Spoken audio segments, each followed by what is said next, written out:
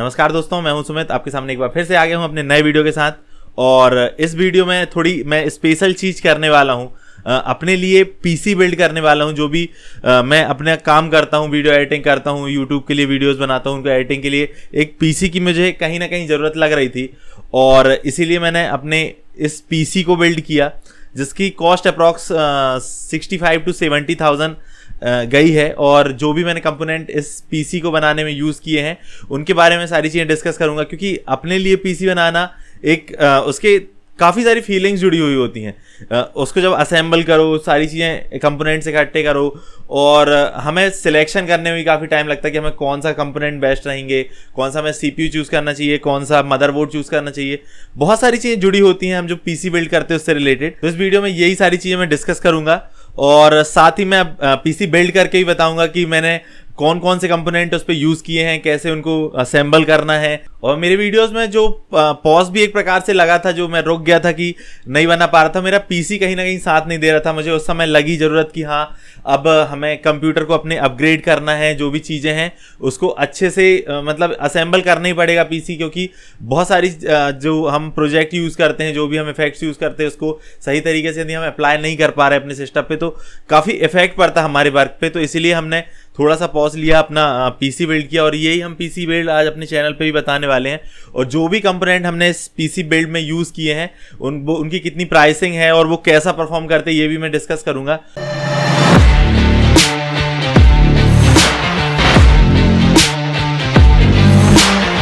तो सबसे पहला और जो मेन इंपॉर्टेंट पार्ट होता है किसी भी कंप्यूटर का, वो होता है सीपीयू। और जो इस कंप्यूटर के लिए हमने सीपीयू, अपने कंप्यूटर के लिए सीपीयू जो हमने सिलेक्ट किया है वो है राइजन की AMD की तरफ से आने वाला राइजन 3600, राइजन 5 3600, जो कि थर्ड जनरेशन का सीपीयू है। और बहुत ही अच्छी परफॉर्मेंस, ये प्राइस टू परफॉर्मेंस बोलेंगे कि बहुत अच्छी परफॉर्मेंस ये दे देता है।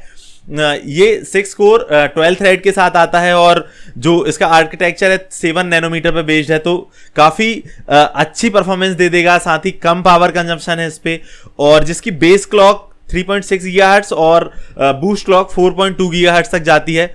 और हमें अपने पीसी पे 1080 पिक्सल की वीडियो एडिटिंग करनी है, और जो भी यदि हम गेमिंग भी करते हैं मान लो, तो वो भी 1080 पिक्सल तक करना है। तो इसीलिए हमने इस सीपीयू को सिलेक्ट किया, जो कि हमारे काम के लिए काफ़ी रहेगा।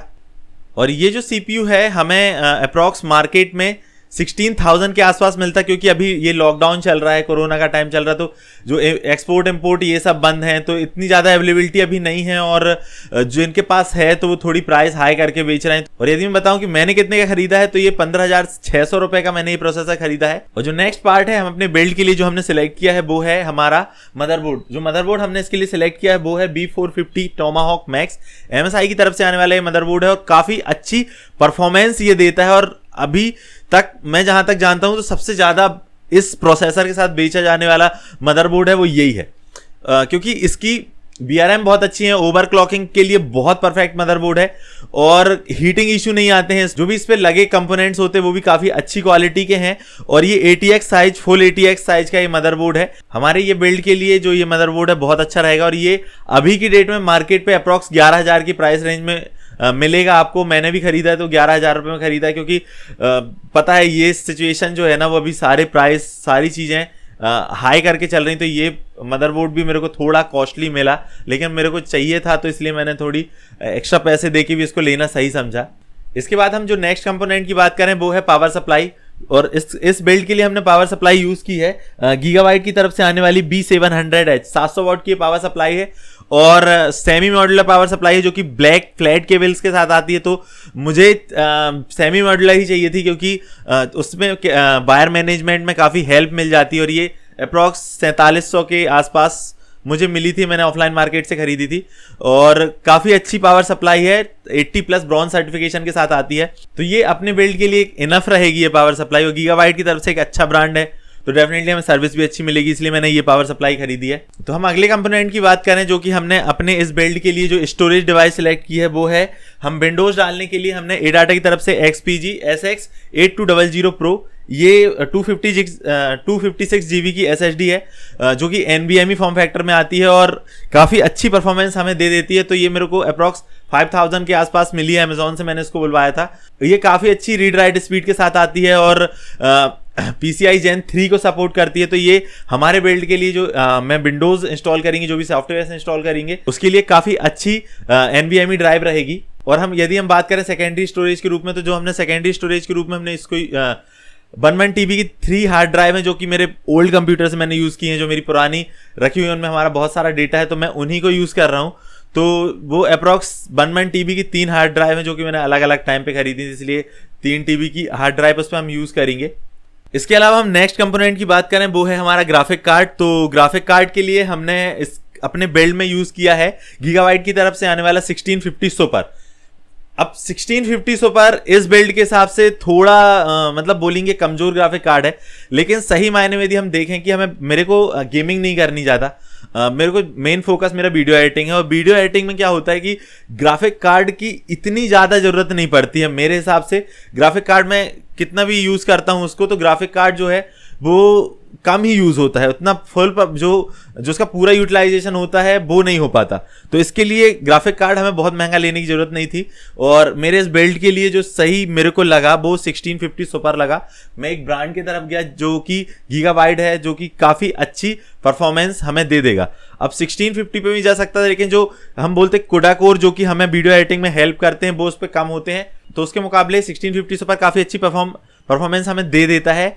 और ये हमें मैंने इसको मार्केट ऑफलाइन परचेस किया है, जो कि मेरे को अप्रॉक्स 14,000 के आसपास मिला है, और ऑनलाइन में इसका प्राइस थोड़ी ज़्यादा है, और आप भी यदि सर्च करेंगे तो 14,000 से लेके 14,500 के बीच में आपको ये मिल जाएगा।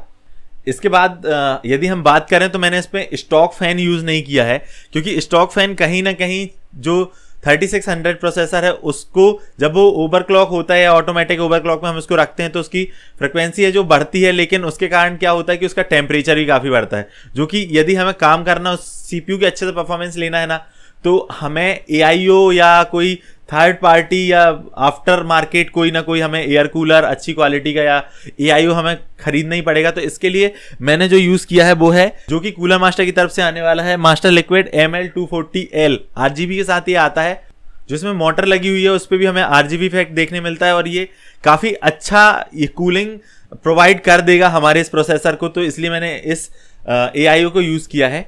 हमारे इस PC के लिए जो एक और इम्पोर्टेंट कंपोनेंट जो हमने यूज़ किया है वो है रैम हमने इस बिल्ड के लिए यूज़ की है 16 GB की 8+8 की किट हमने यूज़ की है G-Skill की तरफ से आनी Ripjaws 5, और ये 3200 मेगाहर्ट्ज़ के साथ आती हैं और काफ़ी अच्छी जो हीट सिंक के साथ भी आती है, तो हम इसको ओवरक्लॉक भी कर सकते हैं। तो इसलिए हमने ये वाली रैम यूज़ की है जो कि 3200 मेगाहर्ट्ज़ की है। और जो AMD के प्रोसेसर्स होते हैं वो रैम काफ़ी कंज्यूम करते हैं, रैम की बहुत आवश्यकता होती है उसके लिए, तो हमने इस रैम को यूज़ किया है 16 GB की, जो कि हमारे इस बिल्ड के लिए काफ़ी होगी। और इन फ्यूचर में सेम किट एक और यूज़ करूँगा, अपने रैम को 32 GB तक लेके जाऊँगा, जो कि नॉन RGB है। सही मायने मेरे को RGB कंपोनेंट ज़्यादा चाहिए नहीं थे, लेकिन जिसमें मिल गए तो मिल गए, चलेगा। तो कैबिनेट हमने अपने इस बिल्ड के लिए सिलेक्ट किया है आंट ई-स्पोर्ट की तरफ से आने वाला ICE 511 MT, जो कि काफ़ी अच्छा हम बोलेंगे कि एक कैबिनेट है, और कूलिंग के हिसाब से तो बहुत ही अच्छा है, क्योंकि इसमें सामने मेश फ्रंट के साथ आता है, और जिसमें 3 RGB फैन लगे हुए हैं फ्रंट में और एक बैक में लगा हुआ है, जो कि एक स्विच से कंट्रोल होते हैं। तो यदि वो मदरबोर्ड से कंट्रोल होते तो और अच्छा रहता, लेकिन फिर भी ठीक है, इस प्राइस रेंज में हम इसको फ्यूचर में उसके फैंस भी चेंज कर सकते हैं, RGB लगा सकते, तो ये कोई बड़ा इशू नहीं है। तो मैंने इसको अमेजोन से परचेस किया था, और इसके पहले जो मैंने रैम बताई थी उसका प्राइस मेंशन करना मैं भूल गया था। तो रैम जो मेरे को पड़ी है वो 7000 रुपए की, जो किट पड़ी है 7000 रुपए की पड़ी है, और मेरे को किट यूज़ करना था, अलग अलग मॉड्यूल नहीं यूज़ करना था, इसलिए मैं किट के साथ गया। और जो हमने लिक्विड कूलर इसके लिए यूज़ किया है वो अप्रॉक्स 7000 से 7500 के बीच पड़ जाता। तो ये दो प्राइस जो मैं भूल गया था वो भी मैंने इस पर मेंशन कर दिया। तो ये थे हमारे मेन कंपोनेंट जो हम भी अपने PC बिल्ड में यूज़ करने वाले हैं। और अब हम PC अपना बिल्ड करते हैं और देखते हैं कि उसका लुक कैसा आता है, कैसा परफॉर्म करता है PC। तो चलिए बिल्ड शुरू करते हैं।